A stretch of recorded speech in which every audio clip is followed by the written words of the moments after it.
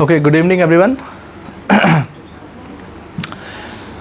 जैसा कि last class में आप लोगों ने देखा था कि हम लोगों ने बहुत ही रैपिड रिवीजन पे सिविक्स के जो आपका सिलेबस है यूनियन लेजिस्लेचर उसको कंप्लीट किया था, और आज उसी तरीके से अब हम लोग एक मुहिम चला रहे हैं कि उसमें आपका जो ज्योग्राफी का पूरा सिलेबस है उसको कंप्लीट करने की कोशिश करेंगे। ठीक है, तो नियरली जो कि सिलेबस बाइफरकेट होने के बाद जो सिलेबस आपका आया है उसमें 6 या 7 चैप्टर हैं आपके।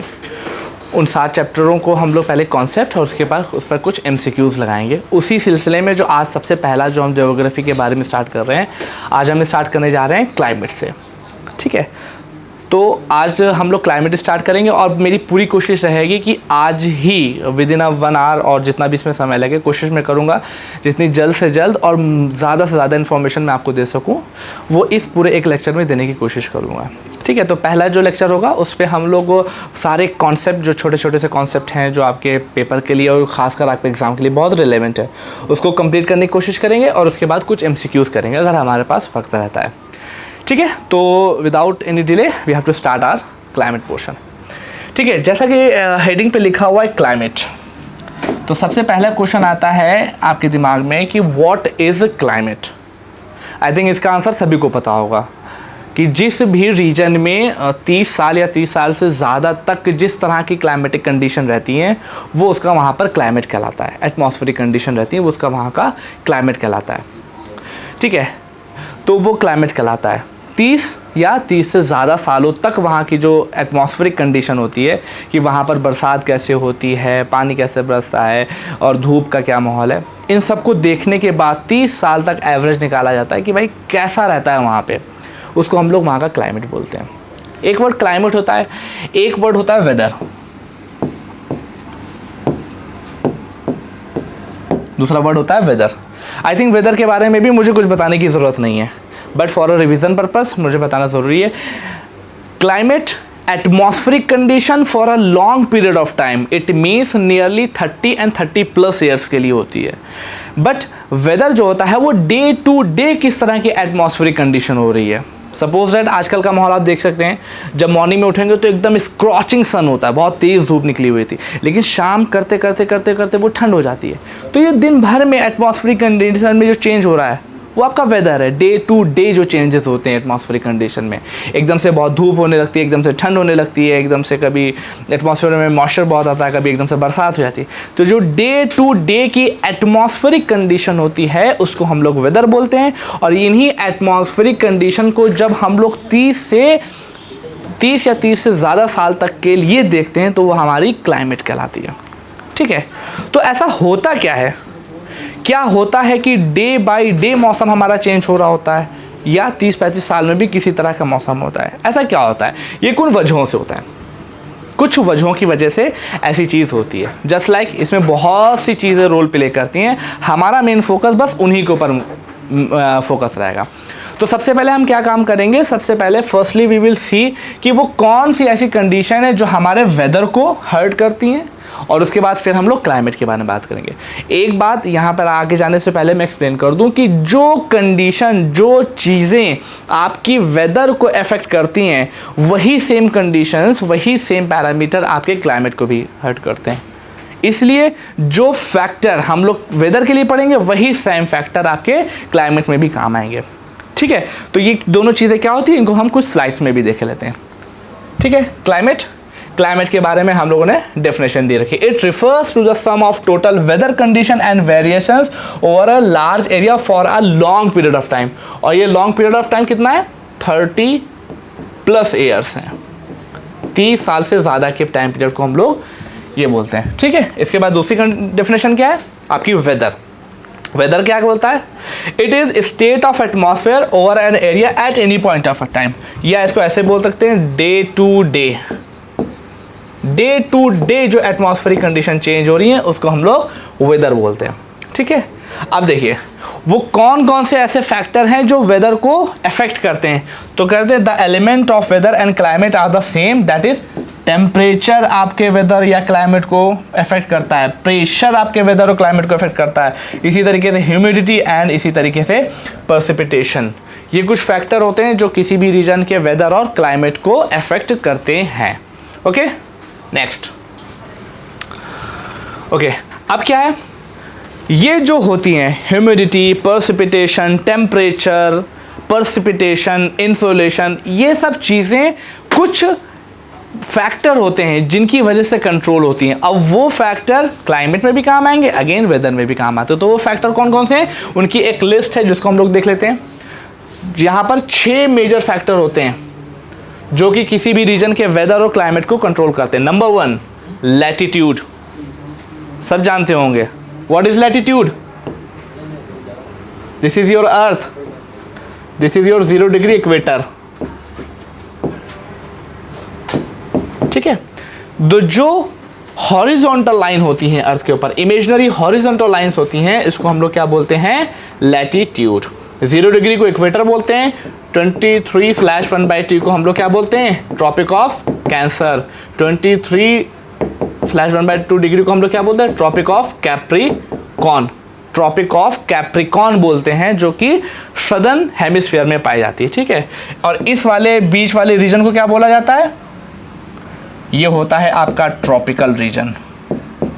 ध्यान रखिएगा, ये सब टर्म यूज होते हैं। और उसके बाद 23.5 से लेके 66 डिग्री तक जो रीजन होता है उसको हम लोग क्या बोलते हैं, चाहे वो सदर्न हेमिस्फीयर में हो और चाहे वो नदर्न हेमिस्फीयर में हो, इन दोनों का नाम क्या होता है, इस वाले का और इस वाले का, इसको बोलते हैं हम लोग टेम्परेट रीजन। ये सब नाम आपके ध्यान में होने चाहिए, टेम्परेट रीजन बोलते हैं, ठीक है। तो लैटिट्यूड कहीं ना कहीं हमारे क्लाइमेट और उसको अफेक्ट करता है, ठीक है। दूसरा फैक्टर क्या होता है, दूसरा फैक्टर होता है जो कि अफेक्ट करता है हमारा किसको, क्लाइमेट एंड वेदर को, एल्टीट्यूड।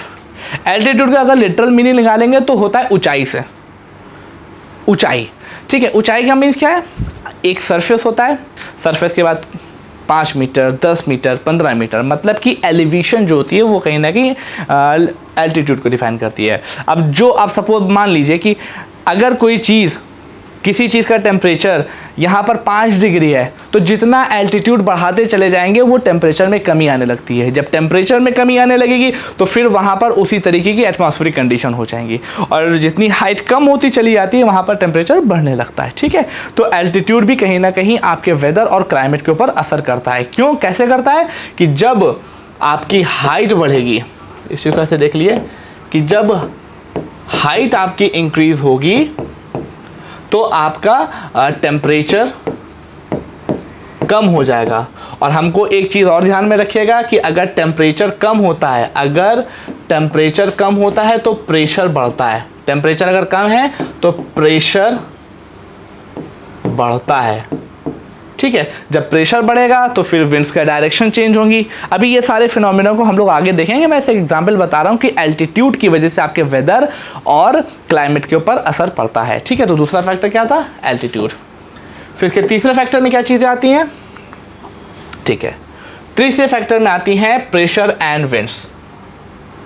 प्रेशर और विंड की वजह से भी आपका क्लाइमेट और वेदर चेंज होते हैं। कैसे होते हैं, प्रेशर, जैसे आपको पता होगा प्रेशर का कॉन्सेप्ट, बस यहाँ पे प्रेशर हम लोगों ने इस वजह से लिखा है कि प्रेशर की वजह से ही विंड का फ्लो होता है। आपको पता है जो विंड होती हैं वो हमेशा हाई प्रेशर से लो प्रेशर की तरफ चलती हैं।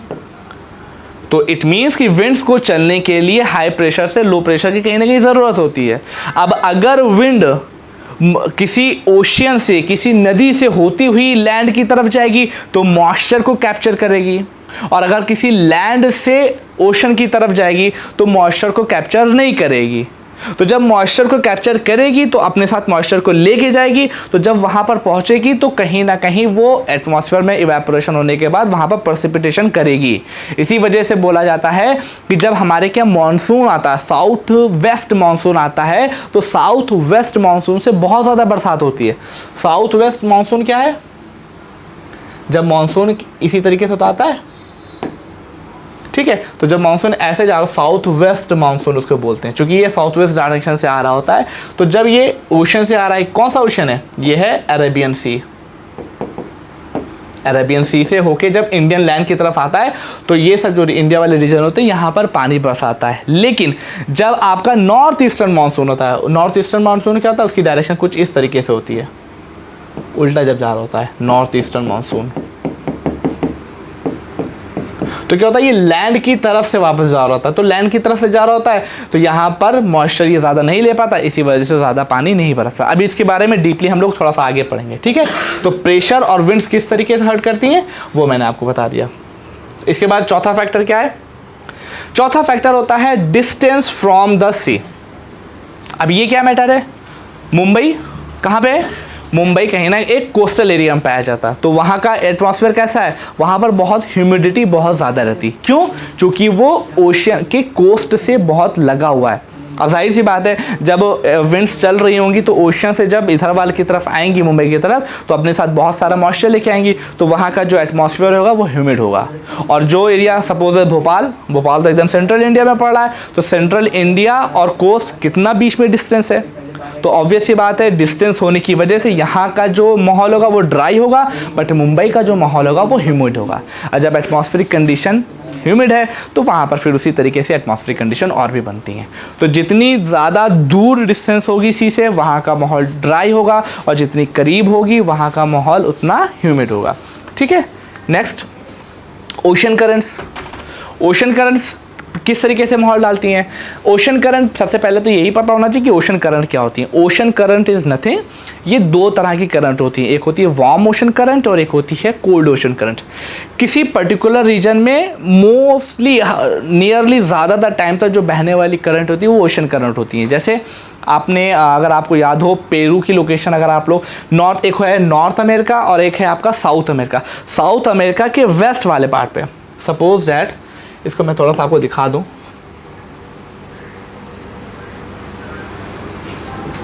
ठीक है, थोड़ा सा ये देखिएगा, ये अगर है आपका नॉर्थ अमेरिका और ये साउथ अमेरिका, ठीक है, बहुत अच्छा फिगर पे मत जाइएगा, ठीक है। ये है नॉर्थ अमेरिका और ये है साउथ अमेरिका। साउथ अमेरिका के जो वेस्ट वाला साइड, ये एक छोटा सा पोर्शन पड़ता है, यहाँ पे पड़ता है पेरू। इसको क्या बोलते हैं? पेरू कंट्री है, ठीक है। मैंने पेरू को एग्जाम्पल क्यों लिया है, इसके पीछे रीज़न बताऊंगा आपको, बस आप लोग ध्यान रखिएगा। पेरू के कोस्ट के बगल में एक तरह के पर्टिकुलर एक वो चल रही होती है करंट, मतलब ओशन में लहरें पैदा हो रही, वहाँ पर एक करंट चल रही होती है, जिसको हम लोग, पेरू की जो करंट होती है वो कोल्ड करंट होती है। ये मोस्ट ऑफ द टाइम यहाँ पर कोल्ड करंट चलती है। इसी तरीके से हर एक अलग अलग कोस्ट पे अलग अलग तरीके की करंट चलती है। मैंने एक एग्जांपल सिर्फ पेरू का लिए, तो इनकी वजह से भी वहाँ का एटमॉस्फेयर और वहाँ का वेदर और वहाँ का क्लाइमेट चेंज होता है। कैसे चेंज होता है? जब कोल्ड एयर चलेगी तो एक माहौल वहाँ पर अच्छा रहेगा, वहाँ पर एक एटमॉस्फेरिक कंडीशन होगी, लेकिन अगर कोल्ड के बाद तो एकदम से गर्म हवा आ जाएगी, तो वहाँ पर गर्म हवा आएगी, तो गर्म हवा के आने की वजह से इवेपोरेशन ज़्यादा होगा, और जब इवेपोरेशन ज़्यादा होगा तो पर्सिपिटेशन ज़्यादा हो जाएगा, पर्सिपिटेशन ज़्यादा होगा तो फिर एकदम चीज़ें चेंज हो जाएंगी। एक रीजन जहाँ पर पानी ना बरसता हो, एक बहुत पानी बरसने लगे, तो वहाँ की एटमॉस्फेरिक कंडीशन चेंज हो जाएगी। इसी वजह से आपकी जो ओशन करंट होती हैं वो भी क्लाइमेट और वेदर पर असर रखती हैं। तीसरा छठा क्या होता है? Relief feature. रिलीफ फीचर का मतलब हाइट से है। अगेन एल्टीट्यूड है ना, एक ऊंचाई के बारे में लिया जा रहा है। रिलीफ फीचर कहीं पे कुछ ऊंचा है, फिर नीचा है, फिर ऊंचा है, फिर गड्ढे हैं, तो इनकी वजह से भी वहाँ का एटमॉस्फेयर चेंज, वहाँ का जो माहौल होता है, वेदर और क्लाइमेट चेंज होता है। कैसे चेंज होता है? एक एग्जाम्पल के तौर पर इसको हम लोग देखे लेते हैं।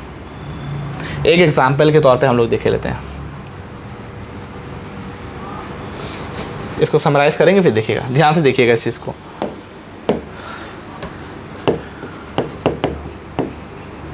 तिब्बतियन प्लेटू का नाम किसी ने सुना है? तिब्बतियन प्लेटू की क्या लोकेशन है? मेरे साथ देखिएगा, थोड़ा इमेजिन करने की कोशिश करिएगा। नॉर्थन प्लेन है इंडिया में, नॉर्थन प्लेन के बाद आपका क्या आता है? आपका आता है हिमालय, और हिमालय के जस्ट ऊपर की पोजीशन को हम लोग क्या बोलते हैं? तिब्बतियन प्लेटो। तो ध्यान, इसको थोड़ा सा इमेजिनरी थोड़ा बनाने की कोशिश करिएगा। सपोज ये नॉर्थन प्लेन है, और फिर उसके बाद ये क्या आ गया?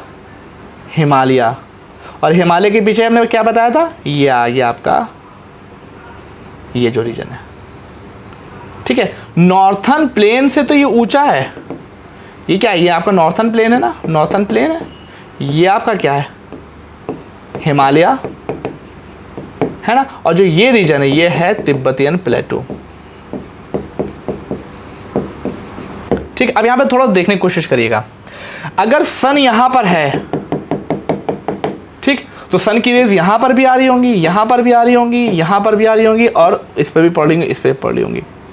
तो अब ये बताइए कि सबसे तेज़ और सबसे देर तक कौन सा गर्म रहेगा दिस वाले में?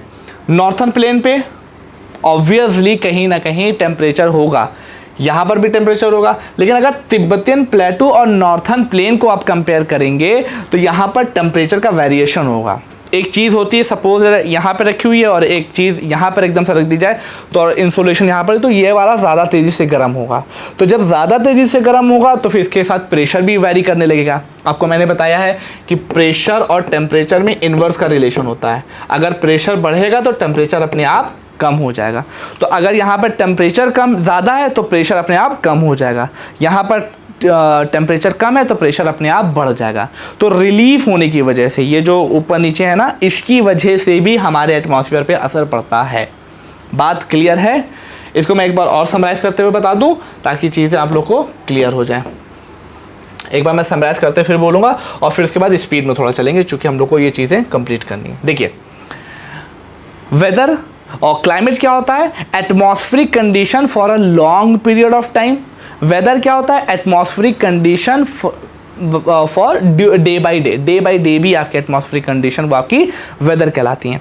अब इन वेदर और क्लाइमेट को अफेक्ट करने वाले मेजर कॉज कौन कौन से हैं? Latitude, altitude, pressure, distance from the sea, ocean current and relief features. Latitude कैसे करता है? लैटिट्यूड जैसे मैंने बताया, आपका लैटिट्यूड होता क्या है? दिस लैटिट्यूड आपका होता क्या है? ये है इक्वेटर, ये है ट्रॉपिक ऑफ कैंसर और ये है ट्रॉपिक ऑफ कैप्रिकॉर्न। तो जो सन की रेज है वो इक्वेटर पे सबसे ज़्यादा तेज पड़ती है, तो यहाँ पर सबसे ज़्यादा गर्मी होगी। जैसे जैसे सन अपेरेंटली ऊपर जाएगा ऐसे चमकना करेगा, तो जो सन की रेज होंगी वो स्लाइटली बेंड होने लगेंगी, मतलब कि वो उतनी इंटेंस होके नहीं पड़ेंगी जैसे जैसे एल्टीट्यूड बढ़े। तो यहाँ पर टेम्परेचर बहुत होगा, फिर आगे बढ़ेंगे टेम्परेचर थोड़ा कम हो जाएगा, फिर आगे बढ़ेंगे टेम्परेचर और कम हो जाएगा, फिर कम हो जाएगा, फिर कम हो जाएगा, यहाँ पर एकदम जीरो हो जाता है। क्यों? सन की पोजीशन की वजह से। और ये क्यों हुआ? चूँकि ये लैटिट्यूड का कॉन्सेप्ट है। ओके, दूसरा मैंने क्या बताया था? एल्टीट्यूड। एल्टीट्यूड क्या होता है? हाइट। हाइट का मतलब जितनी ज़्यादा आप जितनी हाइट पे जाते चले जाएंगे वहाँ पर उतना ज़्यादा टेम्परेचर गिरता चला जाता है।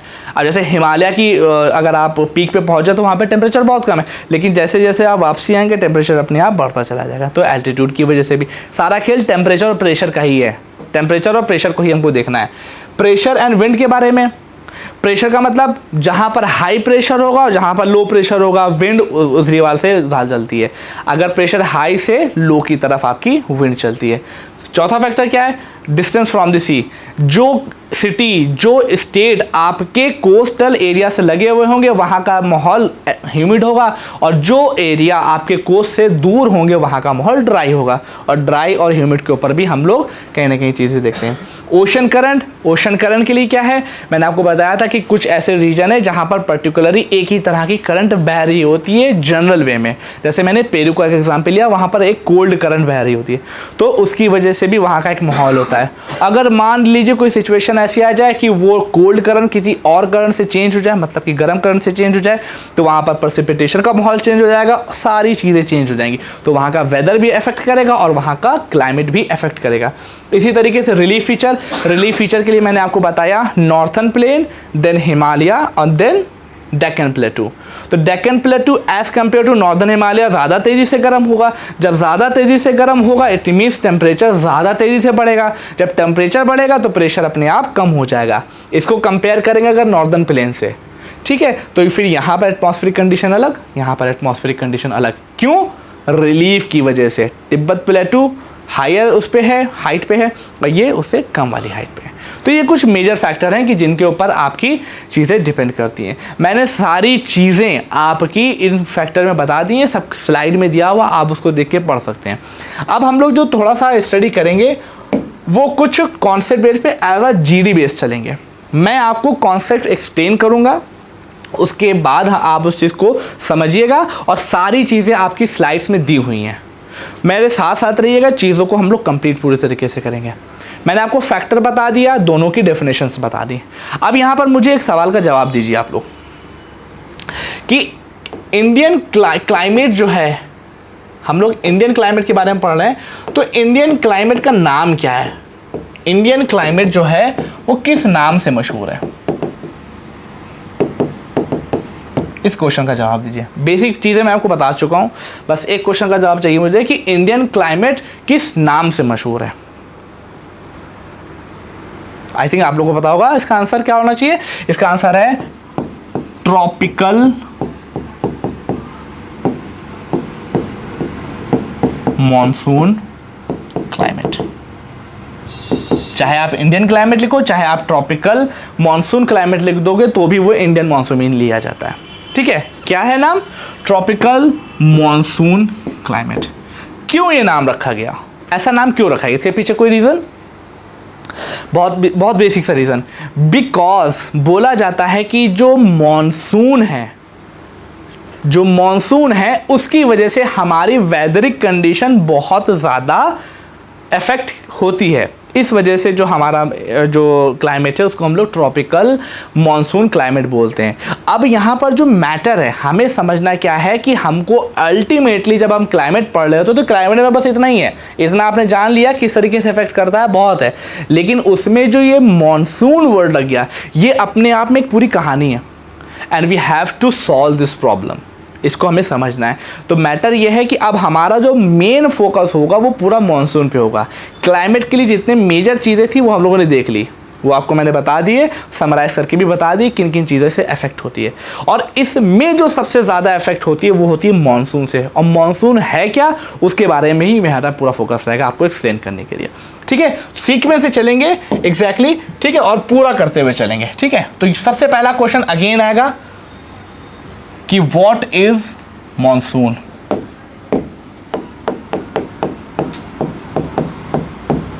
मॉनसून क्या है? नेक्स्ट क्वेश्चन आना चाहिए ना, व्हाट इज मॉनसून। मतलब कि हमारा वेदर और हमारा क्लाइमेट सबसे ज्यादा किसी चीज से अगर चेंज हो रहा है तो वो कहीं ना मॉनसून से हो रहा है। इसी वजह से हमारे क्लाइमेट का नाम ट्रॉपिकल मॉनसून क्लाइमेट रखा गया है। इट मीन्स कि मॉनसून बहुत मेजर रोल प्ले कर रहा है। Then we have to solve this problem. It's not a problem, ये हम लोग के लिए एक ईश्वर का वरदान है कि मानसून हम लोग फील करते हैं। What is monsoon? मानसून की अगर डेफिनेशन बस मैं एक लाइन में लिखूं तो reversal of wind. Reversal of winds जो है वो है आपका मानसून। मतलब एक टाइम पे विंड आपकी एक तरफ चल रही होती है, दूसरे टाइम पे विंड यू टर्न लेके वापसी आ जाती है। जब वो रिवर्सल होती है ना तो एक बार विंड इधर वाल गई और उसके बाद जब वापसी आने लगती है, तो इसी पूरे प्रोसेस को मौसम बोलते हैं। मौसम वर्ड ये कैसे पता चला इसका नाम मौसम होगा? होता क्या था कि अरब्स जो थे, अरब्स के साथ हमारा व्यापार पहले एंशिएंट इंडिया में बहुत ज़्यादा होता था।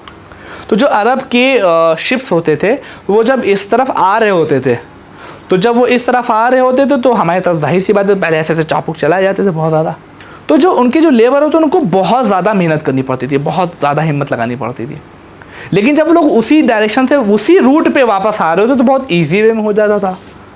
तो फिर वो जो वहाँ के कुछ स्कॉलर्स थे उन्होंने कहा ये हो क्या रहा है। तो फिर कुछ स्कॉलर ने उसके बारे में पता लगाया कि जब इधर वाल जाते हैं तो हमारी डायरेक्शन विंड की डायरेक्शन के अपोजिट होती है। हम जा रहे हैं इस तरफ, विंड की डायरेक्शन है इस तरफ, लेकिन जब हम वहाँ से वापस आ रहे हैं तो हमारी डायरेक्शन विंड की ही डायरेक्शन में हुई होती है। इट मीन्स विंड हमको थोड़ा सपोर्ट करती है तो हमें मेहनत कम लगती है। तो अच्छा, तो वहाँ पर मौसम वर्ड होता है। क्या वर्ड होता है? मौसम। उसी के ऊपर यहाँ पर नाम रख दिया गया मौसम। ठीक है, उसी को अंग्रेजी में हम लोग मानसून बोलते हैं। तो अरब्स ने ये नाम रखा। इट मीन्स एक तरफ विंड जब इधर से गए थे तो इस तरफ चल रही थी, जब वापसी आए तो इस तरफ चलने लगी। तो reversal of wind is called as monsoon. अब आप जान लीजिए कि इस रिवर्सल ऑफ मानसून की वजह से ही पूरे इंडिया की इकोनॉमी भी चेंज होती रहती है। इतना इंपॉर्टेंट है, पूरे इंडिया की इकोनॉमी किस तरफ जाएगी ये भी मानसून पे डिपेंड करता है। बिकॉज मानसून पे ही, मानसून मतलब क्या? रिवर्सल ऑफ विंड, उससे प्रेसिपिटेशन होता है, उसी से फिर एग्रीकल्चर होती है। इंडिया के मेजर तबका अभी भी एग्रीकल्चर में इन्वॉल्व है, तो मैटर करता है। ठीक है, तो मानसून क्या है? मानसून रिवर्सल ऑफ विंड को बोलते हैं। अब किस वजह से मानसून होता है उसके बारे में हम लोग थोड़ा सा डिस्कस करेंगे। ठीक है, किस वजह से मानसून होता है उसके बारे में हम लोग थोड़ा सा डिस्कस करेंगे। ठीक है, उसके बारे में देखेंगे कि किस तरीके से monsoon. Yes sir 8 ICSE board recording sir CBSE है सर सीबीएसई 8 नहीं ये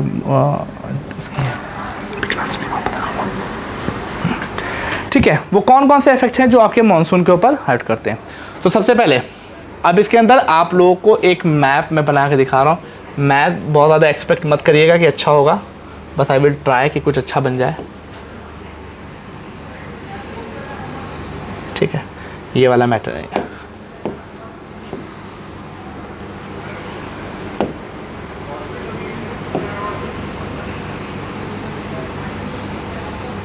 ठीक है, दिस इज मानसून।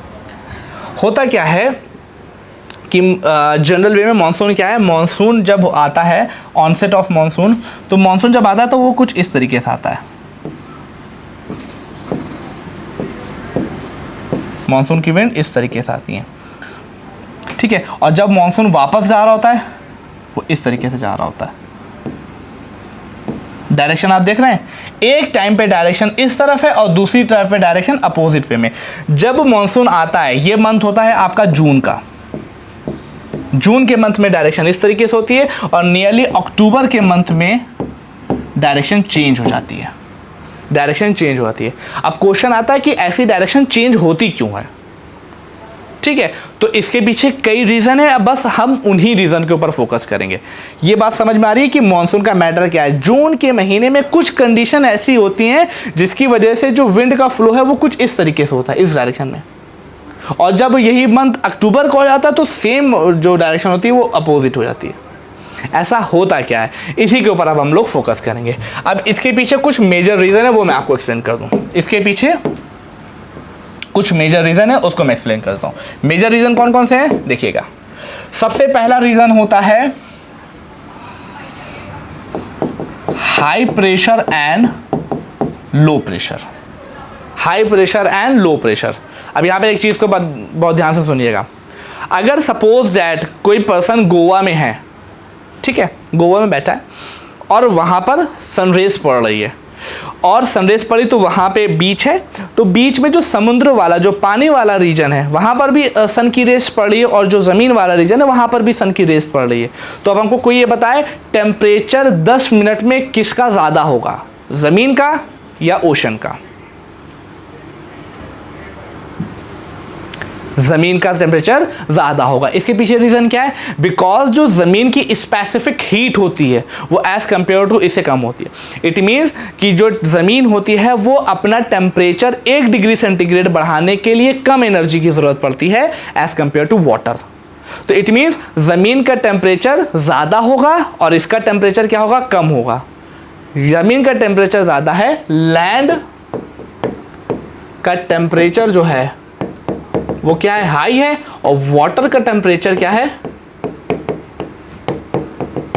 वाटर का टेम्परेचर लो है। वाटर का टेम्परेचर लो है। अब इसी इक्वेशन से आप एक चीज ड्राइव कर सकते हैं, अगर टेम्परेचर हाई है तो प्रेशर क्या होगा? प्रेशर क्या होगा? लो। और यहां पे क्या होगा? अगर टेम्परेचर आपका लो है तो यहां पे प्रेशर क्या हो जाएगा? प्रेशर हाई हो जाएगा। इट मीन्स कि विंड जो होगी वो हाई प्रेशर से लो प्रेशर की तरफ चलने लगेगी। इट मीन्स कि गर्मी के टाइम पे या जब वो जो लैंड होगी तो जो एयर होगी वो ओशन की तरफ से लैंड की तरफ चलने लगेगी। अब देखिए इसको इंडिया के कंटेक्स्ट में ये कैसे होता है। इंडिया के कंटेक्स्ट में देखिए क्या होता है। इंडिया का मैप हम लोग को ज़रूरत पड़ेगी। अगेन मैप पे ज़्यादा कोई फोकस नहीं करेगा, बस कंटेक्स्ट समझने की कोशिश करिएगा। ठीक है, इंडिया मैप है। अब सन इस पर सब पड़ रहा है तो यहाँ पर टेम्परेचर क्या होगा? टेम्परेचर लो होगा, क्योंकि ये ओशियन है, टेम्परेचर लो है। ये लैंड है तो यहाँ पे टेम्परेचर क्या होगा? हाई होगा। टेम्परेचर यहाँ पे हाई होगा। टेम्परेचर लो है तो प्रेशर यहाँ पे क्या होगा? उल्टा होता है ना, इन्वर्सली प्रोपोर्शनल। प्रेशर यहाँ पर हाई होगा और यहाँ पर टेम्परेचर लो है तो इसका मतलब प्रेशर यहाँ पर लो होगा।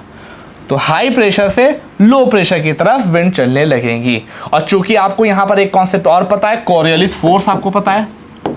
कोरियोलिस फोर्स कोरियोलिस फोर्स क्या कहता है कि जब कोरियोलिस फोर्स अर्थ की रोटेशन की वजह से लगता है और ये नदर्न हेमिस्फीयर में अगर कोई विंड नॉर्थ टू साउथ आ रही है तो उसको राइट हैंड साइड में, और अगर कोई सदर्न हेमिस्फीयर में विंड आ रही है तो वो उसको लेफ्ट हैंड की तरफ मोड़ देता है। इसकी वजह से जो विंड है वो आपकी डायरेक्ट ऐसे नहीं जाएंगी बल्कि कुछ इस तरीके से बेंड होकर जा रही होती है। ये हाई प्रेशर रीजन है ना, हाई प्रेशर रीजन, और ये लो प्रेशर रीजन है, तो ये इस तरफ ऐसे जा रही होती हैं, ऐसे प्रेशर जा रही होती है। ये बात क्लियर है हाई प्रेशर और लो प्रेशर का कैसे मैटर होता है, ठीक है। नेक्स्ट वन, दूसरा इसमें जो सबसे इंपॉर्टेंट और मेजर कॉज है वो आपका होता है ITCZ। दूसरा जो सबसे मेजर कॉज है वो होता है ITCZ। ITCZ क्या बोलते हैं इसको, इसका फुल फॉर्म है inter tropical convergence zone. I hope कि आप लोगों ने ये पढ़ा होगा, inter tropical convergence zone. What is it, इसकी वजह से मॉनसून आपका कैसे चेंज होता है। ITCZ generally 5 degree north and south पे पाया जाता है। ये एक लो एरिया वाला एरिया होता है, लो एरिया वाली एक पूरी बेल्ट होती है, 5 डिग्री नॉर्थ एंड साउथ पे जनरली पाई जाती है, लो प्रेशर एरिया वाली रीजन होती है। लेकिन क्या मैंने आपको बताया जून के मंथ में जब सन बहुत स्क्रॉचिंग वे में होता है तो ये ITCZ 0 डिग्री या 5 डिग्री नॉर्थ से शिफ्ट करते हुए थोड़ा ऊपर जाती है, सन के अपेरेंटली मूव करती है। सन जैसे जैसे जैसे जैसे ट्रॉपिक ऑफ कैंसर की तरफ बढ़ने लगेगा वैसे वैसे ITCZ भी बढ़ने लगती है। तो करते करते पहले क्या है कि जो इंडिया का मैप है, ये इंडिया है, ITCZ पहले यहाँ पर कहीं होती है, ठीक है, 5 डिग्री नॉर्थ एंड साउथ पे होती है। लेकिन जब सन ट्रॉपिक ऑफ कैंसर की तरफ ऐसे बढ़ने लगता है तो ये ITCZ भी कहीं यहाँ नॉर्थ प्लेन में आ जाती है, ITCZ नॉर्थन प्लेन में। तो पहले लो प्रेशर यहाँ पे था, अब उसके बाद लो प्रेशर यहाँ पर आ गया। तो क्या होता है, जैसे मैंने आपको बताया था यहाँ पर भी पहले भी लो प्रेशर क्रिएट था, अब ITCZ की वजह से लो प्रेशर और इंटेंस हो जाता है। ITCZ की वजह से लो प्रेशर अब और इंटेंस हो जाता है। जब इंटेंस हो जाएगा लो प्रेशर आपका, जब आपका लो प्रेशर इंटेंस हो गया तो ये जो हाई प्रेशर से लो प्रेशर की तरफ जो विंड जा रही थी वो बहुत तेजी से बढ़ने लगती है। तो ये दूसरा मेजर कॉज है, ओके, दूसरा ये मेजर कॉज है, ठीक है। पहला कॉज क्या था, पहला कॉज था high pressure and low pressure. दूसरा कॉज क्या था हमारा, ITCZ, ठीक है। इसका तीसरा कॉज होता है हिमालय की लोकेशन, हिमालयन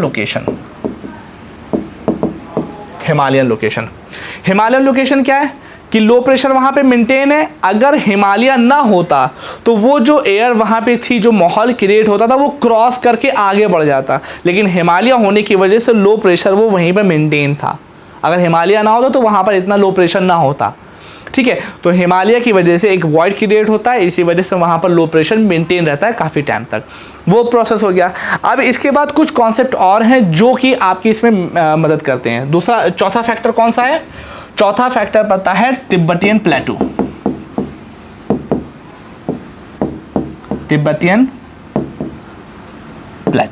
तिब्बतियन प्लेटू इसमें क्या रोल प्ले करता है। तिब्बतियन प्लेटू जैसे मैंने बताया था कि जब सन होगा तो वो as compare to northern plain ज़्यादा तेज़ी से गर्म होता है। जब नॉर्थन प्लेन ज़्यादा तेज़ी से गर्म होगा तो वहाँ पर जो एटमॉस्फेयर में मॉइस्चर होती है वो ऊपर की तरफ उठने लगती है, मॉइस्चर ऊपर की तरफ उठने लगती है। अब ध्यान से सुनिएगा, एक एग्जाम्पल एक आपको फिगर दिखाऊंगा, वो शायद आप लोग के बहुत काम है, उसको आप लोग देख लिए। मैं एक फिगर दिखाना चाहता हूँ, देखिए इस फिगर में आप लोग देखने की कोशिश करिए। ये आपका कहीं ना कहीं तिब्बतियन प्लेटू है, बहुत उसे देखिएगा। यहाँ पर हम लोगों ने पता ही किया था, यहाँ पर लो प्रेशर हो रहा था और यहाँ पर ITCZ कुछ इस तरीके से यहाँ पर आ चुका है, ITCZ।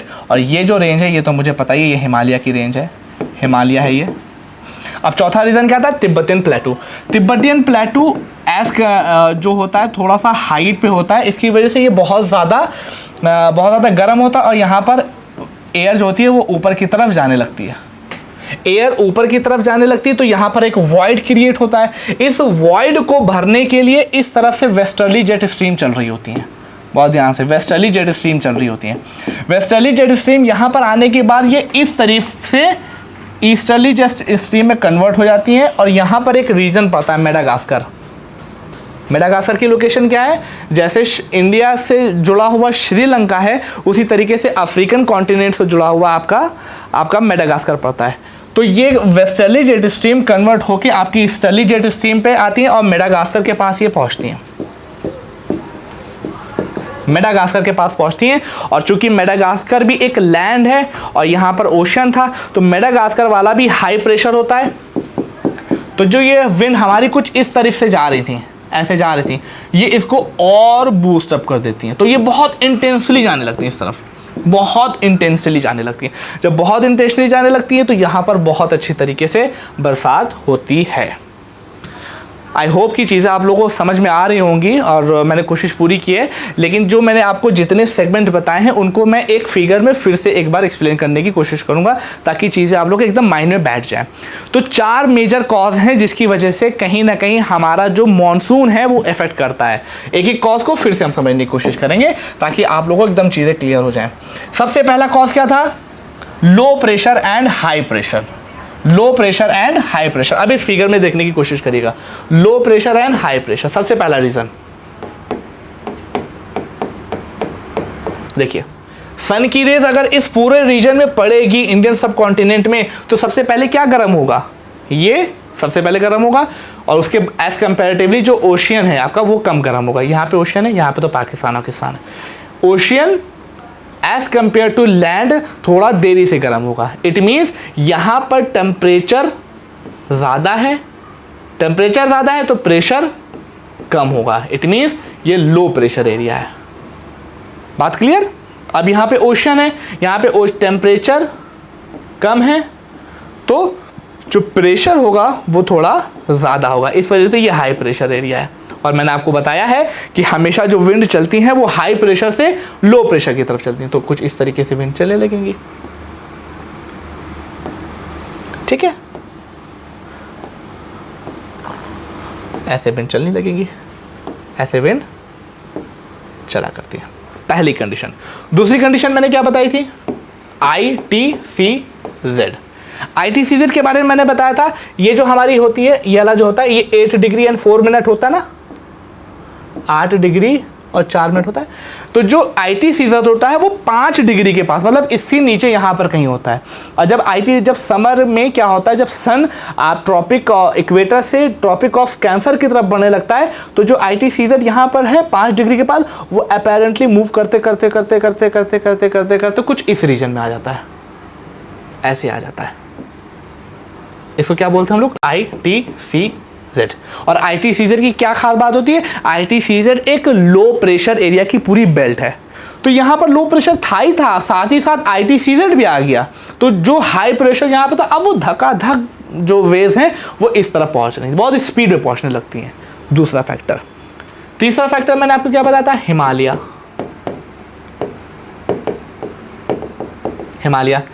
को आपको पता है, यहाँ से लेके ये पूरा हिमालय ही है। अगर ये हिमालय ना होता तो क्या यहाँ पे लो प्रेशर क्रिएट हो पाता? Obvious not. इसके पीछे भी कई रीज़न है, क्योंकि एयर आगे चल जाती, जैसे यहाँ से यहाँ तक पहुँच गई, इसी तरीके से आगे भी पहुँच जाती, तो हिमालय की वजह से चीज़ें क्रिएट होती हैं। चौथा रीज़न मैंने बताया था आपको, तिब्बतियन प्लेटू। और यहीं पे मेडागास्कर भी इससे जुड़ा हुआ है, तिब्बतियन प्लेटू का क्या कॉन्सेप्ट है? तिब्बतियन प्लेटू की रीजन लोकेशन ये है तिब्बतियन प्लेटू। चूंकि एज कंपेयर टू ये जो आपका नॉर्थन प्लेन वाला रीजन है, ये थोड़ी हाइट पे होता है। ये वाला कॉन्सेप्ट मैंने आपको बताया था, ये नॉर्थन प्लेन, फिर उसके बाद हिमालय के बाद ये तिब्बतियन प्लेटू, ये जो रीजन है ये वही लोकेशन है।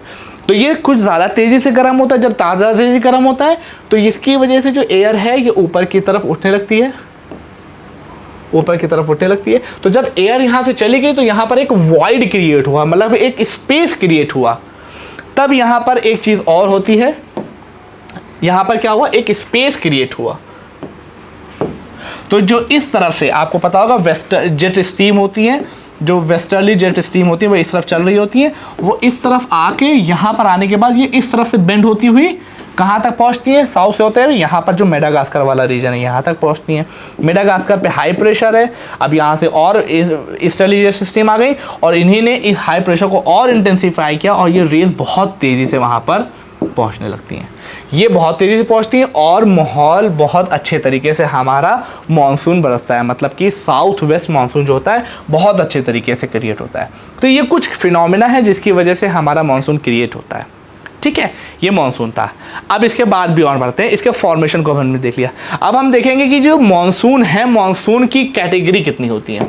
ठीक है, ये बात क्लियर होगी। अब इसके बाद देखते हैं मानसून की कैटेगरी कितनी होती है। तो जो इंडिया में मानसून है वो दो कैटेगरी में आता है। मानसून जो है वो दो कैटेगरी में आता है। एक आता है साउथ वेस्ट मानसून और दूसरा होता है north eastern monsoon. North eastern monsoon, south west monsoon क्या है अगेन फिगर में,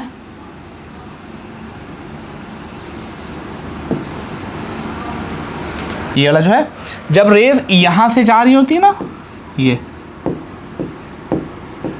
इसी को हम लोग बोलते हैं साउथ वेस्ट मानसून। और जब जो ये क्यों आ रही होती है, क्योंकि यहाँ पर लो प्रेशर होता है तो सारी एयर जो होती है वो इधर वाल कन्वर्ज कर रही होती है।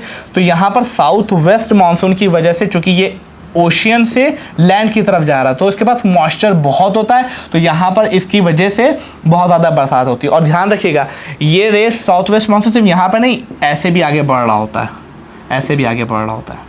ठीक है, फिर यहाँ पर ये जो आपका नॉर्थ ईस्टर्न स्टेट, इसके बाद यहाँ पर म्यांमार स्टार्ट हो जाता है, इससे जुड़ी हुई एक यहाँ पर वो होती है, उसको क्या बोलते हैं, अराकान योमा। एक यहाँ पर अराकान योमा एक माउंटेन पीक होते हैं, माउंटेन रेंज होती है, यहाँ पर साउथ वेस्ट माउंटेन पड़ता है और फिर उसकी तरफ ये बेंड हो जाती है, इस तरफ ये बेंड हो जाती है। अराकान योमा नॉर्थ ईस्ट की तरफ पड़ने के बाद ये लेफ्ट की तरफ बेंड हो जाती हैं। तो साउथ वेस्ट मानसून से ये पूरा रीजन, ये वाला रीजन पूरा इससे पानी पाता है, इस वाले नॉर्थर्न वाले रीजन में भी पानी मिलता है और कहीं ना कहीं नॉर्थ ईस्टर्न वाले रीजन में भी इसी से पानी मिलता है। ठीक है, ये साउथ वेस्ट मानसून की वजह से होता है। अब नॉर्थ ईस्टर्न मानसून क्या होता है, north eastern monsoon is nothing, जब यही कंडीशन एकदम चेंज हो जाए, जहां पर लो प्रेशर था वहां पर हाई प्रेशर हो जाए और जहां पर हाई प्रेशर था वहां पर लो प्रेशर हो जाए। और इसकी वजह से सबसे ज़्यादा बरसात कहाँ पे होती है, वो हम एक छोटा सा फिगर बना के उसको ड्रॉ कर लेते हैं। ठीक है, अभी यहाँ पे क्या था, लो प्रेशर था, अब यहाँ पर क्या हो जाएगा, हाई प्रेशर, और जहाँ पर हाई प्रेशर था वहाँ पर लो प्रेशर हो जाएगा। ठीक, तो अब एयर्स जो होती हैं वो इस तरीके से बेंड होने लगती हैं, ऐसे चलने लगती हैं। तो अब बताइए क्या ये इंडिया में बरसात कराएंगे, नहीं, ना ये वाला, नया वाला, नया वाला।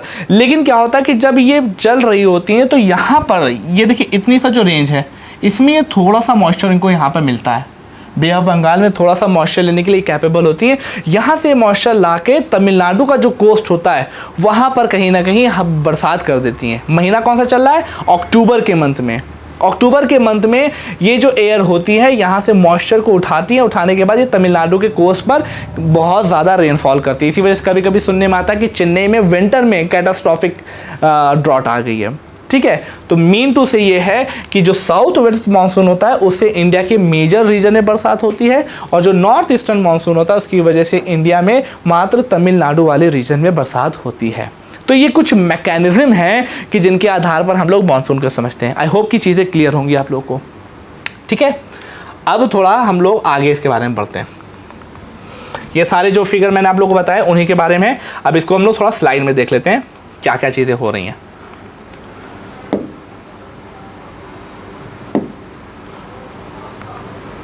ठीक है, factor affecting the Indian climate, ये मैं आप लोगों को बता चुका हूँ। ठीक, नेक्स्ट तो दूसरा क्या था, एल्टीट्यूड किस तरीके से मैनेज करता है, Himalayas on the north side, ये आपको मैं बता चुका हूँ। नेक्स्ट ये आप देख सकते हैं हिमालय की वजह से यहाँ पर टेम्परेचर ज़्यादा है, यहाँ पर टेम्परेचर कम है। नेक्स्ट स्लाइड क्या थी, pressure and wind. Pressure and winds के बारे में आपको बता चुका हूँ। प्रेशर एंड सरफेस विंड के बारे में भी, अपर एयर सर्कुलेशन, वेस्टर्न साइक्लोन, अभी इसके बारे में कुछ चीज़ें वो मैं आपको आगे बता दूंगा। ठीक है, south west monsoon, look at this, जो मैं आपको एक्सप्लेन कर रहा था वो यही है। अरेबियन सी ब्रांच इस तरीके से जा रही है।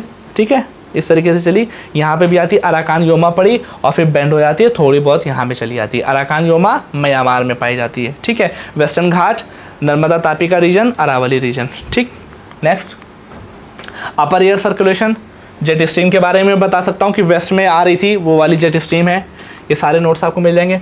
वेस्टर्न साइक्लोनिक डिस्टर्बेंस, अच्छा एक ये कॉन्सेप्ट बहुत अच्छा सा है, इसके बारे में हम लोग फिगर देख लेते हैं। जनरली हम लोग जो गर्मी में बरसात होती है जून से लेके अक्टूबर के मंथ से पहले, वो आपकी किससे होती है, साउथ वेस्ट मानसून से, ठीक है। ये आपकी समर में होती है। और विंटर में बरसात कब होती है, विंटर में बरसात जनरली कहाँ पे होती है, तमिलनाडु में, तमिलनाडु में। और ये किस वजह से होती है, नॉर्थ ईस्टर्न मानसून से। क्या विंटर में नॉर्थर्न इंडिया में, अगर ये इंडिया है, क्या विंटर के नॉर्थर्न इस वाले रीजन में कहीं पे बरसात होती किसी की वजह से, तो उसका आंसर होता है यस, वो वेस्टर्न डिस्टर्बेंस की वजह से होती है। वेस्टर्न डिस्टर्बेंस क्या है, वेस्टर्न डिस्टर्बेंस के लिए ये फिगर आप समझने की कोशिश करिएगा। ये इंडिया, पाकिस्तान, अफगानिस्तान वाला रीजन, ये गल्फ कंट्रीज आ गई। गल्फ कंट्रीज के बाद ये अफ्रीका का कॉन्टिनेंट है। अफ्रीकन कॉन्टिनेंट के नॉर्थ साइड पे एक मेडिटेरियन सी पड़ता है, लुक एट सी, ठीक है। मेडिटेरियन सी पे होता क्या है कि जाड़ों में नवंबर शुरुआत, मतलब कि जो शुरुआती जाड़े होते हैं, वहाँ पर कुछ एटमॉस्फेरिक कंडीशन ऐसी होती है कि यहाँ पर मॉइस्चर कुछ उनको ज़्यादा मिलता है, और इसी समय आपका जो टेम्परेट साइक्लोन होता है, साइक्लोन दो तरीके के, आई होप कि आप लोगों को पता हो। जो टेम्परेट साइक्लोन होता है, टेम्परेट साइक्लोन की जो क्वालिटी होती है, यहाँ पे दिखा दूँ मैं आपको, जो साइक्लोन होते हैं वो दो तरीके के होते हैं, एक होते हैं ट्रॉपिकल और एक होते हैं टेम्परेट। इनका नाम लोकेशन की वजह से दिया जाता है, ठीक है। ये ट्रॉपिकल रीजन में पाए जाते हैं और ये टेम्परेट रीजन में पाए जाते हैं। तो जो टेम्परेट साइक्लोन से उनकी खास बात होती है, ये वेस्ट से ईस्ट की तरफ चल रहे होते हैं, वेस्ट से ईस्ट की तरफ, वेस्ट टू ईस्ट की तरफ चल रहे होते हैं। तो ये वेस्ट है, वेस्ट से ईस्ट की तरफ चल रहे होते हैं जाड़ों के टाइम पे। तो जो टेम्परेट साइक्लोन होते हैं, जो मेडिटेरियन सी पे एक्स्ट्रा मॉइस्चर होता है, वो अपने साथ लेते लेते लेते लेते लेते लेते लेते जो पंजाब प्लेन आता ना, पंजाब प्लेन में इनको कुछ ऐसी सिचुएशन दिखती है कि वहाँ पर ये काफ़ी ज़्यादा बरसात करते हैं। जाड़े में टेम्परेट साइक्लोन जो होते हैं, मेडिटेरियन सी से जो एक्स्ट्रा मॉइस्चर है वहाँ पर, जो कि अपनी डायरेक्शन, चूँकि उनकी वेस्ट से ईस्ट की तरफ होती है, मॉइस्चर को लेते हुए वो इंडिया के पंजाब प्लेन में जाड़ों के टाइम में, Punjab plain, north Indian plain में जाड़ों के टाइम पे थोड़ी सी बरसात करते हैं। इसको हम लोग, इसी पूरे फिनोमेना को हम लोग वेस्टर्न डिस्टर्बेंस बोलते हैं। उसी के बारे में यहाँ पर बात हुई है, ठीक है। ट्रॉपिकल, अब ये हुआ वेस्टर्न डिस्टर्बेंस। अभी जैसे मैंने आपको बताया, साइक्लोन जो होते हैं, साइक्लोन दो तरीके के, टेम्परेट और ट्रॉपिकल, ट्रॉपिकल, ठीक है। टेम्परेट के बारे में मैं बता चुका हूं और ट्रॉपिकल के बारे में आप लोग देख सकते हैं। ट्रॉपिकल साइक्लोन की खास बात क्या होती है, ट्रॉपिकल साइक्लोन जनरली हमेशा वाटर में क्रिएट होंगे। उनके बनने के लिए टेम्परेचर हमारा 27 डिग्री से ज़्यादा होना चाहिए। कहाँ बनेंगे, वाटर में। टेम्परेचर 27 डिग्री से ज़्यादा होना चाहिए और इनकी डायरेक्शन ईस्ट टू वेस्ट होती है। जैसे टेम्परेट की वेस्ट टू ईस्ट थी, इसकी ईस्ट टू वेस्ट होती है। ये देखिए, ये ईस्ट डायरेक्शन है, ये वेस्ट डायरेक्शन है। तो ये जो साइक्लोन बनते हैं वो कुछ इस तरीके से चलते हैं। इसी वजह से आपने कभी कभी देखा होगा, आजकल न्यूज़ में बहुत पढ़ लेंगे, फैनी आया, ये आया, तो ये क्या है, ये ट्रॉपिकल साइक्लोन होते हैं। तो ट्रॉपिकल साइक्लोन की डायरेक्शन क्या होती है, ईस्ट से वेस्ट की तरफ चल रहे होते हैं। और देखिए ओशन में ही ये बन रहे हैं, ओशन है ना, ये ओशन पे ही ये बनते हैं, ठीक है। तो टेम्परेट ट्रॉपिकल साइक्लोन का भी असर पड़ता है, इसकी वजह से इंटेंसिफाई हो जाता है। नेक्स्ट, अब जैसे कुछ रिलेटेड कॉन्सेप्ट हैं मानसून के बारे में, मोस्ट ऑफ द चीज़ें हम लोगों ने देख ली। फिर से एक बार थोड़ा सा समराइज़ कर दूँ ताकि चीज़ें लिंक में रहें। सबसे पहले क्लाइमेट देखा, क्लाइमेट क्या होता है, 30 से 35 साल की एटमॉस्फेरिक कंडीशन। दूसरा वेदर का कॉन्सेप्ट देखा, वेदर डे टू डे की एटमॉस्फेरिक कंडीशन को बोलते हैं। इन दोनों को अफेक्ट करने वाले 6 कॉज हमने देखे थे, 6 कॉज देखे थे, latitude, altitude, pressure, wind, relief, ये सब चीज़ें देखी थी। और फिर ये आखिरी में बताया था कि इन सब की वजह से तो क्लाइमेट और वेदर इफेक्ट होता है, लेकिन इनमें सबसे ज़्यादा जो इम्पोर्टेंट है वो है हमारा मानसून। इसी वजह से हमारे मानसून के नाम पर ही हमारे क्लाइमेट का नाम ट्रॉपिकल मानसून रखा गया है। अब ये मानसून क्या होता है, मानसून बनता कैसे, उसके लिए हम लोगों ने मेजरली 4 पॉइंट को देखा था। सबसे पहले हाई प्रेशर और लो प्रेशर का कॉन्सेप्ट देखा था, हाई प्रेशर और लो प्रेशर बनता है। उसके बाद ITCZ का कॉन्सेप्ट देखा था। फिर उसके बाद हिमालय की आस में क्या रोल था, उसके बाद हमने तिब्बतियन प्लेटो को देखा था, उसी में हम लोगों ने मेडागास्कर का भी देखा था। इन सब की वजह से होता क्या है, मानसून क्रिएट होता है। और मानसून होता है क्या है, रिवर्सल ऑफ विंड। मानसून आता है फिर नॉर्थ ईस्टर्न से वो चला जाता है, ठीक है। अब जब मानसून आ गया तो मानसून के साथ साथ हमने कुछ और भी टर्मिनोलॉजीज देखी थी, जैसे वेस्टर्न डिस्टर्बेंस, ठीक है। वेस्टर्न डिस्टर्बेंस, इसी तरीके से कुछ टर्मिनोलॉजी और है जिनके बारे में हम लोग देखेंगे, जिसमें से सबसे पहले आती है कॉरियोलिस फोर्स। कॉरियोलिस फोर्स क्या है, ये एक तरीके का इमेजिनरी फोर्स है जो अर्थ की रोटेशन की वजह से लगता है। अर्थ की रोटेशन की वजह से लगता है, अर्थ वेस्ट टू ईस्ट मूव करती है, तो जब ये लगता है तो जो नदर हेमिस्फीयर में जो भी एयर आ रही होगी तो वो उसको राइट हैंड की तरफ बेंड कर देता है, और अगर कोई सदर्न हेमिस्फीयर में होगी तो उस एयर को वो लेफ्ट की तरफ बेंड कर देता है। वही बस कॉरियोलिस फोर्स है। सारी चीज़ें लिखी हुई हैं। फिर उसके बाद जेट स्ट्रीम, आपको मैंने बताया कि वेस्टर्ली जेट स्ट्रीम का नाम लिया था, जो कि आपके तिब्बतियन प्लेटो वाली एयर को इस तरफ से मोल्ड करे जा रही थी। तो ये जेट स्ट्रीम क्या होती है, जेट स्ट्रीम एक तरीके की विंड है जो अर्थ से नियरली 9 से 12-13 किलोमीटर ऊपर बहुत हाई स्पीड में चल रही होती है, बहुत ही स्पीड में चल रही होती है, उसी को हम लोग जेट स्ट्रीम बोलते हैं। Jet stream a narrow belt of high altitude above 1200 metre या 12 kilometre. Westerly wind in the troposphere, ये ट्रोपोस्फीयर में चल रही होती है बहुत हाइट पे, 12 kilometre nearly. Western cyclonic disturbance, मैं आपको कॉन्सेप्ट बता चुका हूँ। Western cyclonic disturbance is nothing but it is a temperate cyclone which collect moisture from the Mediterranean sea and shift this moisture into the northern plane and the Punjab plain of India in winter months. Winter के months में वो ये ऐसा करते हैं। ये हो गया वेस्टर्न साइक्लोनिक डिस्टर्बेंस, ठीक है। इंडियन मानसून के बारे में आप लोग सारी चीज़ें पता कर चुके हैं, वो मैं आपको बता चुका हूँ। वही सब चीज़ें लिखी हुई हैं जो मैंने आपको बताई हैं। हीटिंग एंड कूलिंग, ITCZ का आ जाना, हाई प्रेशर मेडागास्कर पे बनना, इंटेंसली तिब्बतियन प्लेटो का हीटेड होना, प्रेजेंस ऑफ जेट स्ट्रीम, सारी चीज़ें मैं आपको एक्सप्लेन कर चुका हूँ। ये सब स्लाइड में लिखा हुआ है। अब देखिए मानसून के बारे में सब कुछ हो गई। अब हम लोगों ने देखा था stages of monsoon. Stages of monsoon भी आपको मैंने बता चुका हूँ क्या होती हैं। देखिए स्टेजेस ऑफ मानसून, 2 तरह की स्टेजेस होती हैं, एक होती है अरेबियन सी ब्रांच और दूसरी क्या होती है, बे ऑफ बंगाल ब्रांच। जब मॉइस्चर वो यहाँ से लेंगे तो उनको अरेबियन सी ब्रांच बोलेंगे, बे ऑफ बंगाल से लेंगे तो उसको बे ऑफ बंगाल ब्रांच बोलते हैं। एक फैक्ट ध्यान में रखिएगा, इंडिया की 65% जो प्रेसिपिटेशन है वो अरेबियन सी की वजह से होती है और मात्र 35% बे ऑफ बंगाल की वजह से होती है। ये 2 तरह की ब्रांच होती हैं जो कि आपकी साउथ वेस्ट मानसून से बनती हैं। इसको पढ़ सकते हैं। It arise at southern tip of the Indian by first week of June, जून में स्टार्ट होता है। कॉन्सिक्वेंटली 2 डायरेक्शन में जा रही होती है, Arabian sea branch and the bay of Bengal branch. वही सारी चीज़ें इसमें लिखी हुई हैं। नेक्स्ट, ये सारी चीज़ें उसमें लिखी हुई है, सब चीज़ें लिखी हुई हैं। अब एक नया कॉन्सेप्ट आता है रिट्रीटिंग मानसून। ये कोई नया कॉन्सेप्ट नहीं है, बस जो मैंने बताया था कि जहाँ पर लो प्रेशर मेंटेन होता है वहाँ पर ये हाई प्रेशर में कन्वर्ट हो जाती है। तो जब कन्वर्ट होती है तो विंड की डायरेक्शन भी तो चेंज हो जाएगी। तो जब डायरेक्शन चेंज होती है उसी को हम लोग रिट्रीटिंग ऑफ मानसून बोल देते हैं। सी, it is a gradual process and it begins in the northwestern state of India by early September and by mid October। अक्टूबर बताया था कि अक्टूबर में ऐसे होता है। It withdraws completely from the northern half of the peninsula by early December the monsoon has withdrawn from the rest of the country। Low pressure जब convert हो जाएगा हाई प्रेशर में, और ये जनरली अक्टूबर के मंथ तक होता है। तो वो जो एयर आपकी ऐसे जा रही होती है वो एयर ऐसे चलने लगती है, इसी को हम लोग रिट्रीटिंग ऑफ मानसून बोलते हैं। नेक्स्ट, ये देख रही हैं, पहले हम लोग कैसे जा रहे थे, ऐसे ऐसे जा रहे थे, अब क्या हो गया, look at this, look at this, look at this. देखिए ये है लैंड, मॉइस्चर तो है नहीं तो पानी कहाँ बरसाएंगे, यहाँ पर उनको थोड़ा सा मॉइस्चर मिलता है, ये थोड़ा सा मॉइस्चर मिलता है। जब इनको थोड़ा सा मॉइस्चर मिलता है तो ये तमिलनाडु वाली कोस्ट है, इसी वजह से यहाँ पर जाड़े में बरसात होती है, और वेस्टर्न साइक्लोनिक डिस्टर्बेंस की वजह से यहाँ पर जाड़े में बरसात होती है। ठीक है, आगे देखते हैं। बर्स्ट ऑफ मानसून क्या होता है?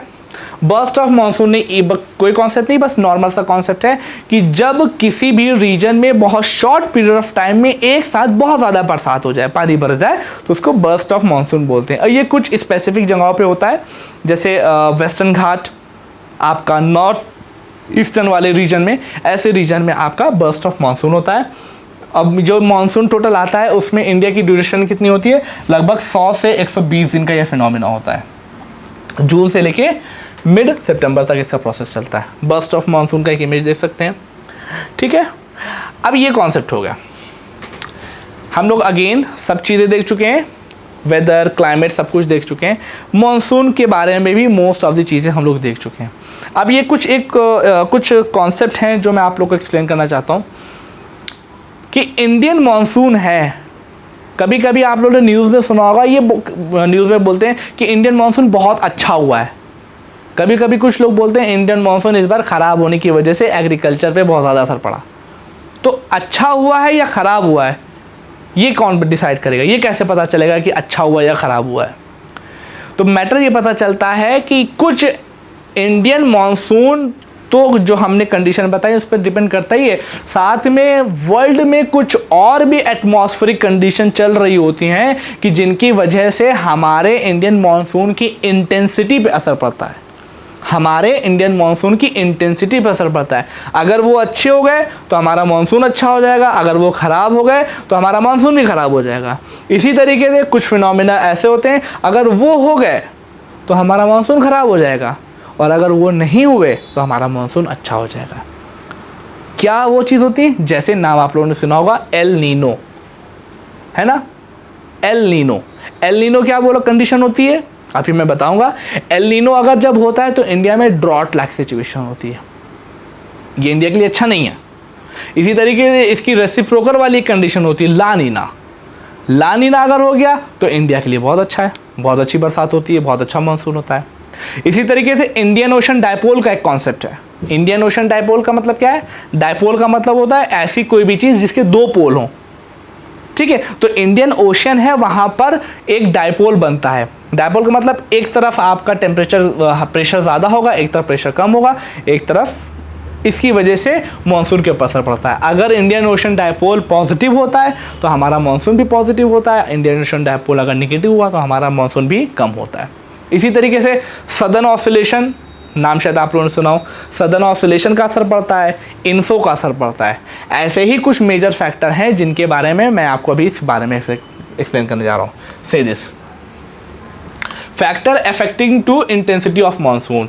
Intensity of monsoon also affected by some global atmospheric phenomena. Number 1 El Nino, number 2 La Nino, number 3 southern oscillation, number 4 INSO.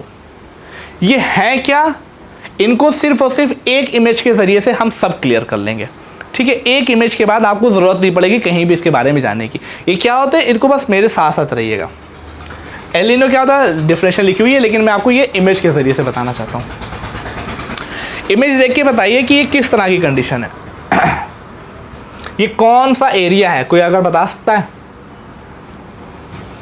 इसमें फर्स्ट इमेज ये है, सेकेंड एंड थर्ड। इस इमेज को अगर समझ गए तो चीज़ें एकदम नॉर्मल हो जाएंगी। ध्यान से देखिएगा। अगर इस इमेज को खाली अभी याद, हमारा कॉन्सेंट्रेट हमको क्या करना है, यहाँ तक, सिर्फ ऊपर वाले इमेज में कॉन्सेंट्रेट करिए, सब चीज़ें समझ में आ जाएंगी। सारे चारों कॉन्सेप्ट एक ही बार में समझ में आ जाएंगे। ये है आपका Pacific ocean, ring of fire दिख रहा है ना? ये north America, south America, Asia, Australia, ठीक है। नॉर्मल कंडीशन मैंने आपको बताया था, साउथ अमेरिका में एक कोल्ड करंट चलती है। ये जो रीजन है इसको बोलते हैं पेरू। यहाँ पर कोल्ड करंट चल रही होती है, पेरू करंट, है ना? देखिए नॉर्मल कंडीशन में क्या होता है, नॉर्मल कंडीशन में क्या होता है, चूँकि ये आपकी कहीं ना कहीं ये जो वो आ रही है, यहाँ पर नॉर्मल कंडीशन में क्या होता है, सन सभी जगह नॉर्मल तरीके से अपनी इंसोलेशन कर रहा होता है। बट आपको पता होगा ट्रेड विंड की जो डायरेक्शन होती है वो कुछ इस तरीके से होती है ना, ऐसे तो आती है ट्रेड विंड। ट्रेड विंड ऐसे तो चल रही होती है। अब ये मत पूछिएगा ट्रेड विंड क्या होती है, आई होप कि आप लोगों ने पढ़ा हो। तो ट्रेड विंड ऐसे चल रही होती है, और आपको पता है कि इक्वेटर पे कहीं ना कहीं इक्वेटर पर ये आपकी लाइन इक्वेटर जा रही है, इक्वेटर पर ट्रेड विंड कन्वर्ज करती है। अब क्या होता है कि इक्वेटर पर सूरज की रोशनी पड़ने की वजह से जो ओशन है, ओशन की ऊपर वाली लेयर हो जाती है गर्म, ओशन की ऊपर वाली लेयर गर्म हो जाती है और जो ये ट्रेड विंड होती है ना, ये पूरा यहाँ तक ऐसे चल रही होती है। ट्रेड विंड ऊपर से प्रेशर करते हुए जो ऊपर का जो गर्म पानी होता है उसको इस तरफ ढकेल लाती हैं, इस तरफ ढकेल लाती हैं। और ढकेल लाने के बाद जैसे आप इमेज में भी देख रहे होंगे यहाँ पर इकट्ठा हो गया और यहाँ पर कलेक्ट होने के बाद यहाँ का टेम्परेचर कुछ ज़्यादा बढ़ जाता है। टेम्परेचर जब ज़्यादा बढ़ जाता है तो यहाँ पर होने लगता है इवेपोरेशन, इवेपोरेशन होने लगता है। और इवेपोरेशन होने के बाद यहाँ पर बनते हैं बादल और यहाँ पर बहुत सारी बरसात हो जाती है। यहाँ पर बात क्लियर है? ये नॉर्मल कंडीशन में, नॉर्मल कंडीशन में क्या है, यहाँ पर बरसात नहीं हो रही है, बरसात यहाँ पर हो रही है। नॉर्मल कंडीशन में क्या हुआ, सन चमक रहा था, सन की वजह से ये ओशन थोड़ा सा गर्म हुआ, ट्रेड विंड ऊपर से जो गर्म वाटर था उसको खिसकाते हुए यहाँ पे ले आई, खिसका के यहाँ पे ले आई, तो टेम्परेचर यहाँ का बढ़ गया, टेम्परेचर बढ़ गया तो इवेपोरेशन ज़्यादा हो गया, इवेपोरेशन ज़्यादा हो गया तो प्रेसिपिटेशन भी ज़्यादा हो गया। यहाँ पर पानी बरसा लेकिन यहाँ पर पानी नहीं बरसा, यहाँ पर जो कोल्ड करंट थी वो कोल्ड करंट ही रहेगी नॉर्मल कंडीशन में। अब दूसरी इमेज देखिए, दूसरी इमेज में क्या कंडीशन हुई, किसी वजह से अगर मान लीजिए जो ये ट्रेड विंड चल रही थी, ये ट्रेड विंड कुछ कमज़ोर हो जाए, कुछ वीक हो जाए, तब क्या होगा, तो ये जो वाटर था ये डिस्प्लेस होकर यहाँ पर नहीं आएगा, वाटर जो था वो डिस्प्लेस होकर यहाँ पर नहीं आएगा, बल्कि वो यहीं पर कहीं पर रह जाएगा। बात को समझने की कोशिश करिएगा, बल्कि वो यहीं कहीं पर रह जाएगा। तो इवेपोरेशन यहाँ पर भी होने लगेगा, यहाँ पर भी होगा, यहाँ पर भी इवेपोरेशन होगा, लेकिन एज कंपेयर टू दिस यहाँ पर तो क्या होगा कि वाटर यहीं पर इकट्ठा हो जाएगा। तो जब वाटर यहीं पर इकट्ठा हो जाएगा तो यहीं पर वाटर का जो गर्म वे है वो यहीं पर इकट्ठा हो जाएगा और यहीं पर इवेपोरेशन होने लगा और फिर यहाँ पर क्लाउड फॉर्मेशन होगी और यहाँ पर अगेन पानी बरसने लगेगा, अगेन पानी बरसने लगेगा। ध्यान दिए, ये कब कंडीशन हुई, जब ट्रेड विंड थोड़ी सी कमज़ोर हो गई, जो यहाँ का गर्म पानी था वो यहीं पे रह गया और यहीं पे इवेपोरेट होने लगा। तो जहाँ पर पानी एकदम नहीं बरसता था वहाँ पर पानी बरसने लगा, क्योंकि यहाँ का टेम्परेचर भी बढ़ गया। जब यहाँ का टेम्परेचर भी बढ़ गया तो जो ये आपकी कोल्ड करंट थी ये किस में कन्वर्ट हो जाती है, वार्म करंट में।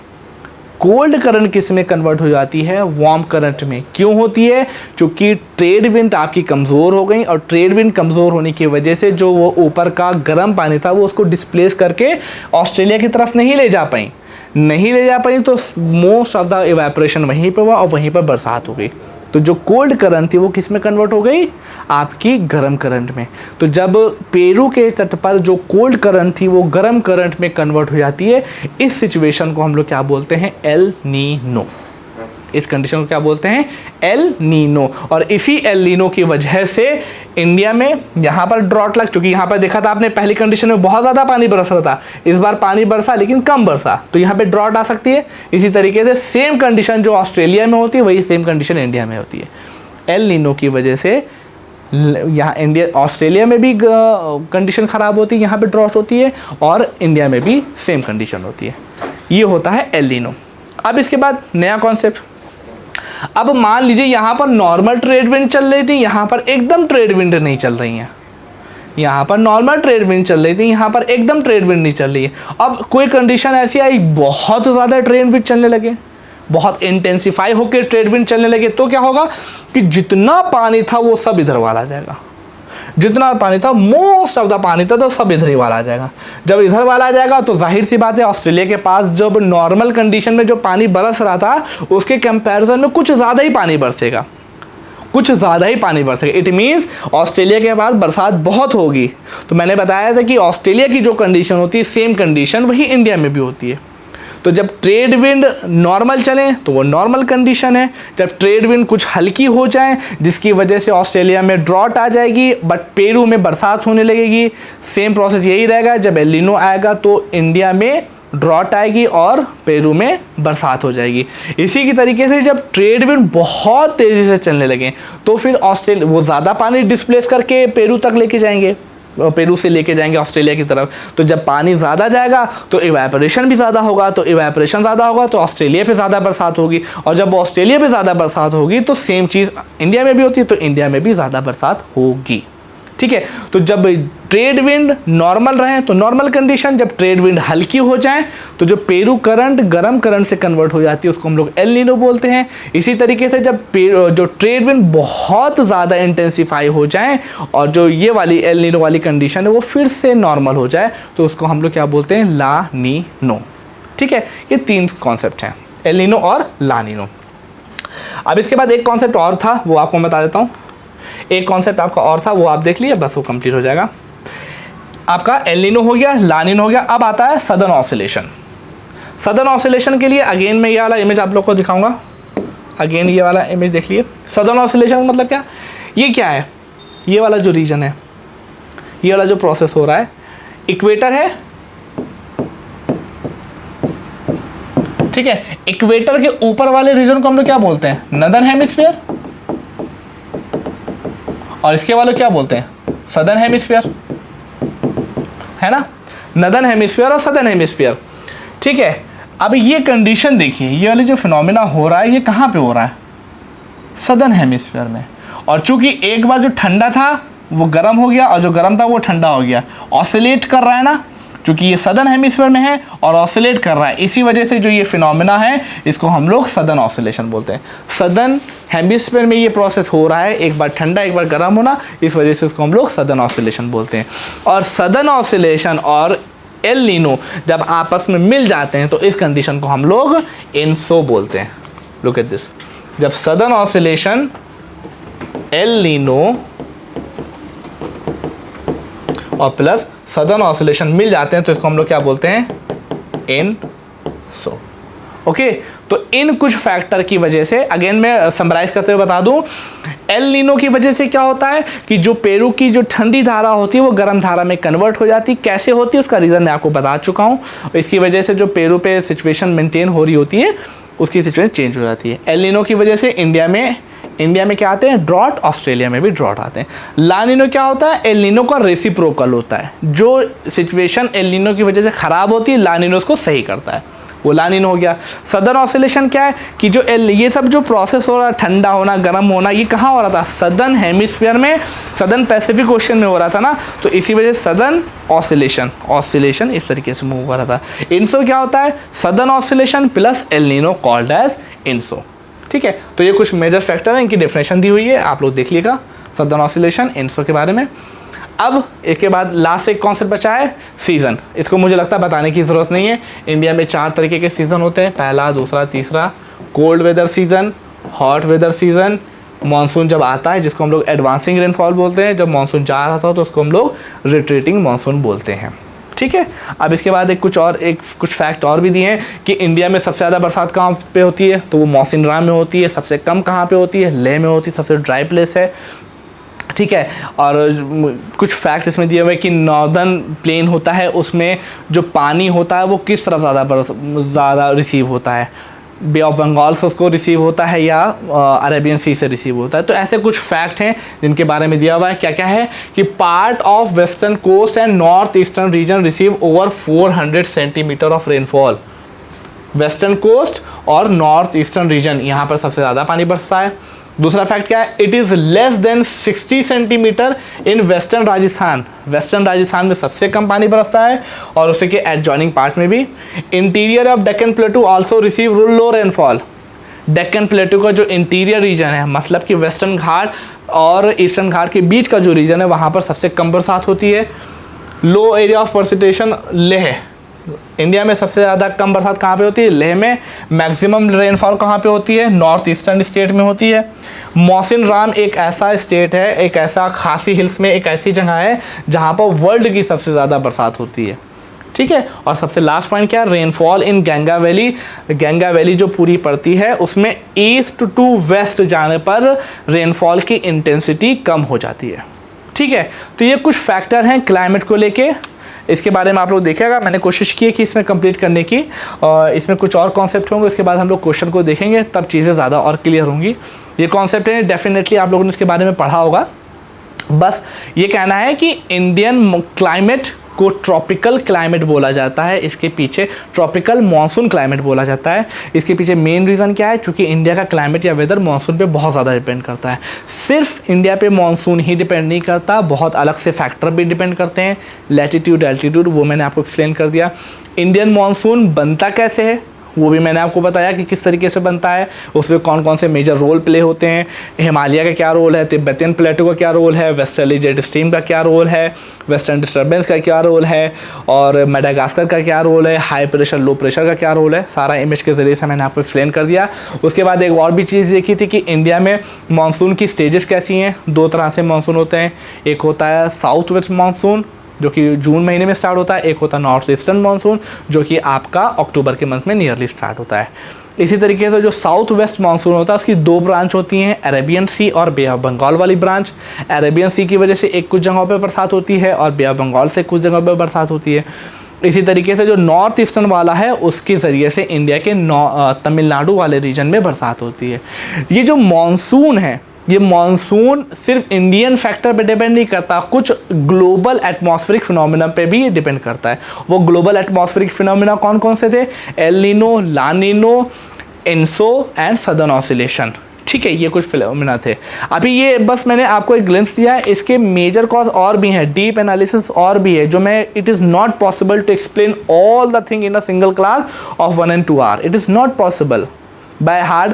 मुझे को लग रहा है मैंने कैसे कंप्लीट किया है, मुझे को पता है। तो इसके लिए आप लोग ज़रूर बुक रेफ़र करिए और कोशिश करिए इसके मदद मुझसे कंप्लीट करने की। It is not possible to complete all the stuff in a 1 lecture of 2 hour and 1.5 hour। It is not possible. मैंने कोशिश की है बट पूरी तरीके से कंप्लीट नहीं हुआ है। For this you have to read your textbook. उसके साथ साथ आप लोग क्वेश्चन भी लगाइए। बाकी कोई क्वेरी हो तो आप ग्रेविटी को इसके लिए संपर्क कर सकते हैं। मीन इज़ दैट कि क्लाइमेट को एक समराइज फॉर्म में देखेंगे। अब जो इसका नेक्स्ट लेक्चर होगा उसमें हम लोग कुछ MCQs करेंगे, तो हो सकता है कि जो इसमें कुछ कॉन्सेप्ट बच गए हों उसको हम लोग उसमें कवर अप करें। तो काफ़ी सारे MCQs होंगे जो आज तो पॉसिबल नहीं है करवाना, ठीक है, नेक्स्ट क्लास में वो आप लोगों को मिल जाएंगे। Okay, thank you class. बाकी जो भी इश्यूज़ रहेंगे वो आप लोग एडमिनिस्ट्रेशन से पता कर सकते हैं। Okay, thank you class.